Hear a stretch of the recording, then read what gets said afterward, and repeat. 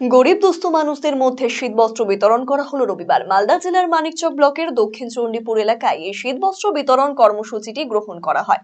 মানিকচক পঞ্চায়েত সমিতির পক্ষ থেকে প্রায় 100 জন মানুষের মধ্যে কম্বল এবং চাদর বিতরণ করা হয়। এদিনের এই কর্মসূচিতে উপস্থিত ছিলেন মানিকচক পঞ্চায়েত সমিতির খাদ্য এবং সরবরাহ দফতরের কর্মাধ্যক্ষ রানী মণ্ডল, দক্ষিণ চণ্ডীপুর গ্রাম পঞ্চায়েতের বিরোধী দলনেতা নজরুল মিয়া, গ্রাম পঞ্চায়েত সদস্য মনোরঞ্জন মণ্ডল, বিশিষ্ট সমাজসেবী কৈলাস মণ্ডল, দ্বিজেন মণ্ডল, তন্ময় মণ্ডল সহ অন্যান্যরা।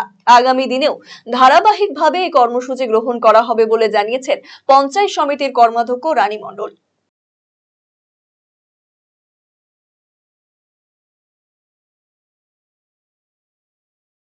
আজকে আমরা দক্ষিণ চণ্ডীপুরে শীত বস্ত্র করা হলো, সবাইকে দেওয়া হলো।